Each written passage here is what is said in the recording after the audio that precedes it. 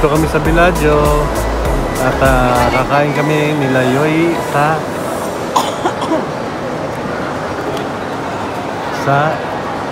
in front. Hindi kita maintindihan. In front. Outback. Kakain kami sa Outback.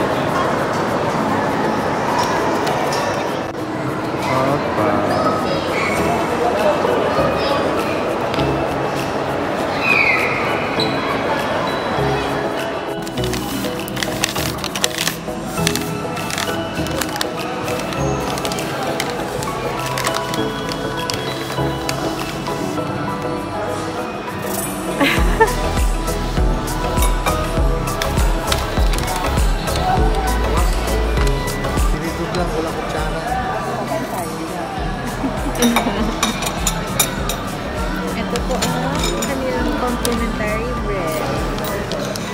Ayan, may outback. Okay, may butter. Our first time here. Dito sa in front. Sa Outback. Sa Outback.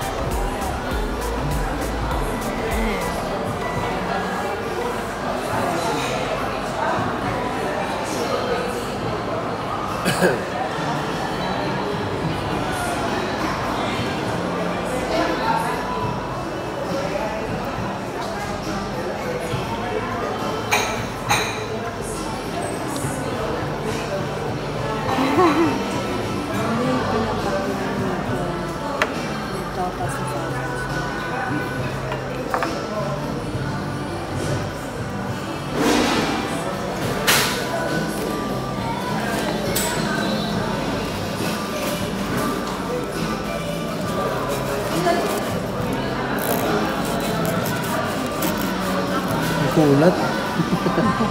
Baka kinakamay na yan. Wow. Kulat? Kasi kanina pa po na siya.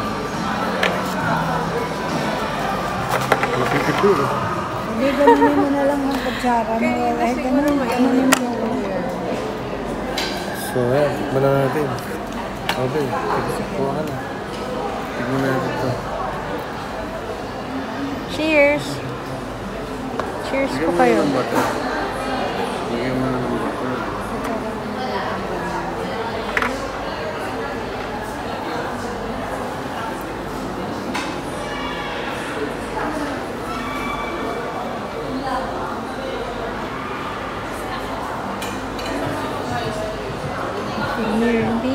Cheers! Thank you, Lord.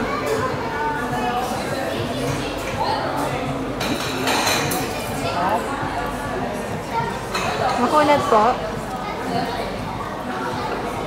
Makulat lang hiwain pero malambot siya. Malambot yung tinapay, masarap.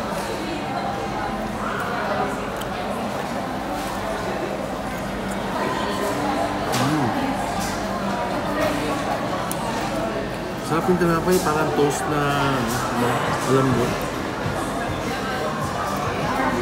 May nuts sa loob. Parang nuts. Wala. May grains. Ano yun, ha? Baka grain po. Ang tawag po dito, complimentary bread. Sa Tagalog, panawid gutom. Kala ko, libreng tinapay.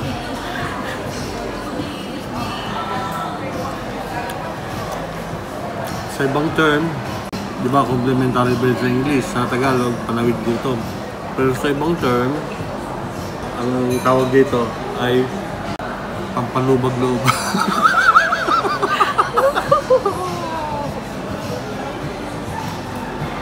Kasi matagal magluto, matagal lutuin.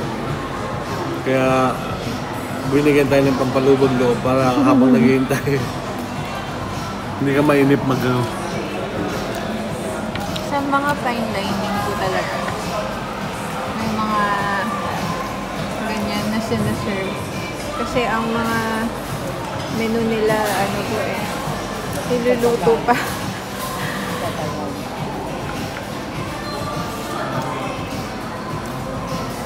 Paano kaya pag naubos to? Pwede ba sabihin na Pahingi uli na siyang tinapay.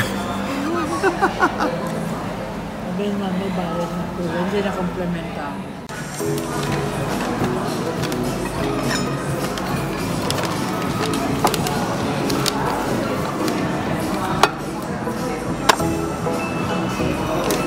Ang sarap mo. Okay. Okay, thank you Lord. Maraming salamat Panginoon sa araw na yung binigay sa amin. Maraming salamat sa iyong walang hanggang biyaya na pinag-aaral sa bawat sa amin. Maraming salamat sa mga biyaya mong nakahain sa lamisan ito. At alam namin Panginoon na habang aming i-enjoy at kakainin ng lahat ng pagkain ito, ito ay magbibigay ng kalakasan sa amin ito. Maraming salamat Panginoon dahil alam namin na lahat ng pagkain ito ay tanda ng iyong pag-ibig. So, maraming salamat. Ito ang dalangin sa Panginoon Jesus. Amen.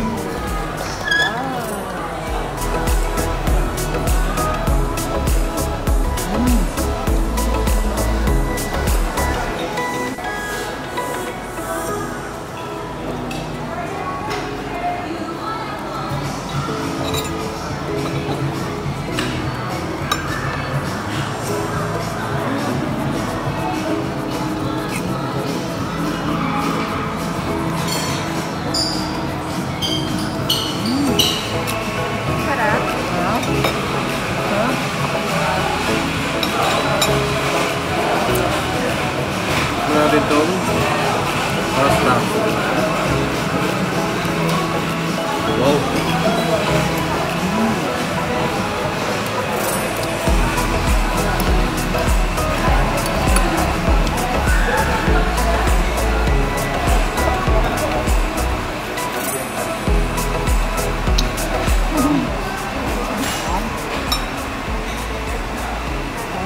Napaka-creamy asa.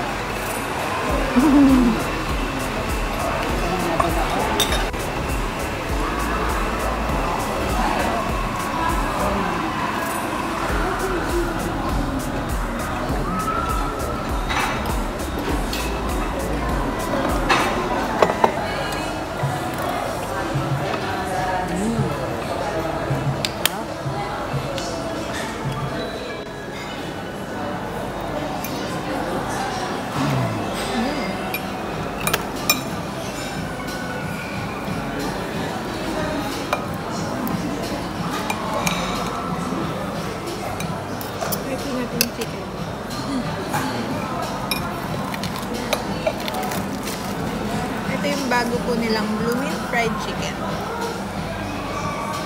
Bagong menu nila yan. Apo. Wow, thank you.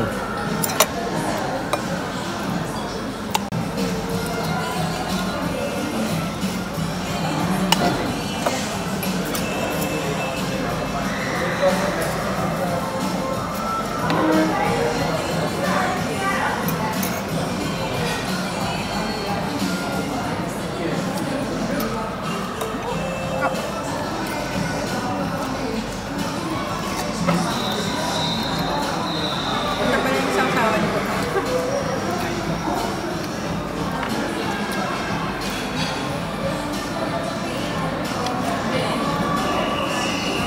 Wasabi. Ikaw, anong nasabi mo ba? Sarap. Sarap ng chicken. Malasa. Tama-tama dyan sa kanyang sauce.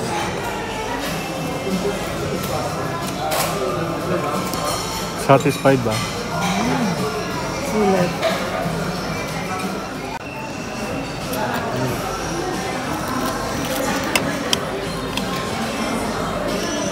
Yan. Tapos kuha tayo ng konting walang kutsara.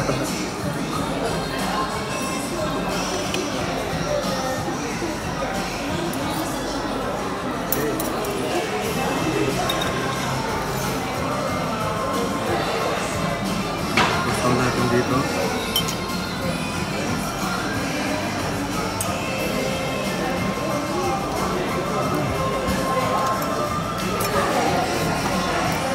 Drop na yung chicken. Hindi siya dry talaga, medyo juicy. Ano lang?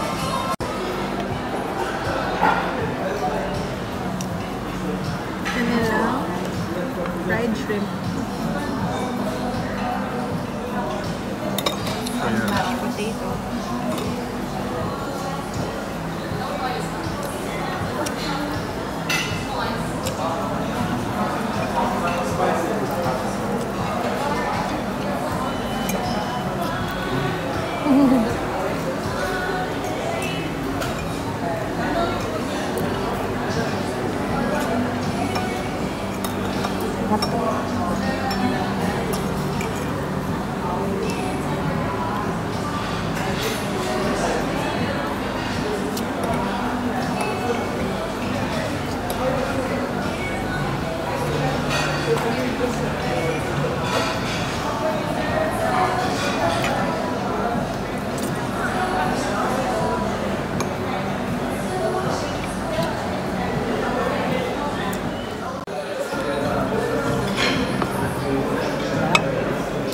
Sarap ako.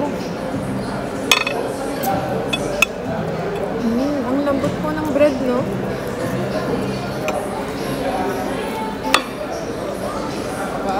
Wow.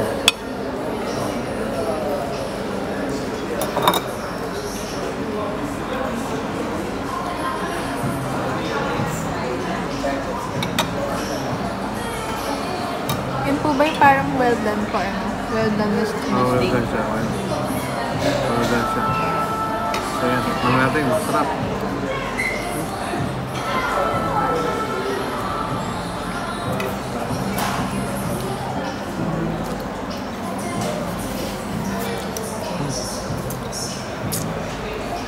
Masarap. Actually, hindi ako masyadong mahilig sa burger pag walang pineapple. Pineapple. Pero dahil dito, mayroong bacon. Masarap yung lasa niya. Sarap yung pinggan.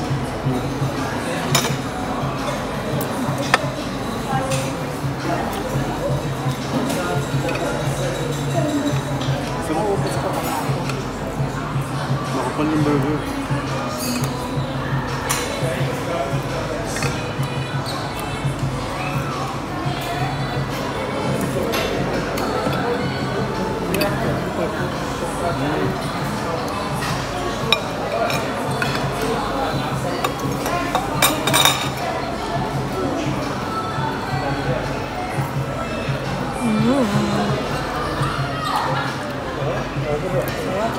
Napay pala masarap. Yung tinapay niya malambot. Yung tinapay niya malambot. Tapos yung burger niya makapal. Pero masarap siya. Hindi siya overpower ng mga spices. Tama-tama lang yung alat niya. Tapos combination ng bacon at cheese. Perfect. So marirate ko siguro ito mga 9. Sa akin 9.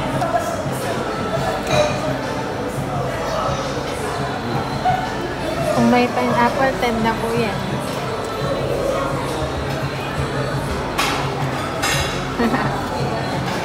Sarap. Kasi para mag-intense sa akin to, may pineapple. Yes. Lasang-lasa yung beef niya. Talagang purong beef, 100% na wala kang malalasang ibang klaseng mga karne. Kaya, purong-puro rin ang tama ng uric acid dito. Tama. Dahil purong beef ito.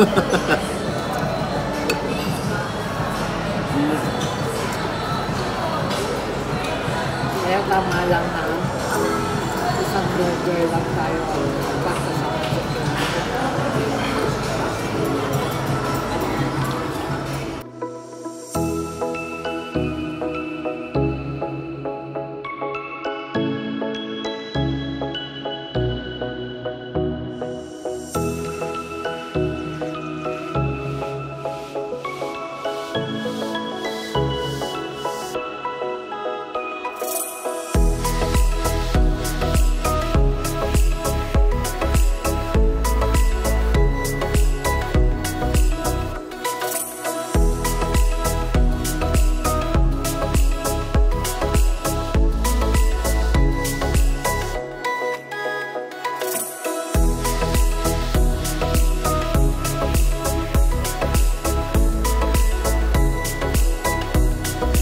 Ano masasabi mo? Sobrang busog na busog. Satisfied ba? Yes, napakasarap. Saka napakadami ng serving nila. Sarap. Ano masasabi mo? Happy tummy! Satisfied ba? Yes! Thank you, Lord! Tingnan natin yung mga nakain natin. Ayun o. Wala na. Naubos na o. Sulit, sulit. Sulit sarap. Sulit sarap. Bottomless iced tea. Wow. Bottomless iced tea. Na brewed tea. Yes. Sarap talaga ang natural tea. The best. Okay, biyahe na tayo. Sarap po. Grabe, sarap. Satisfied ako.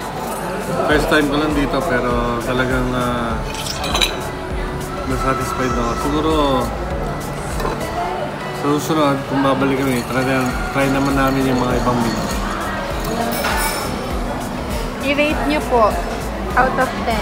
Gano'n nyo nagustuhan yung buong.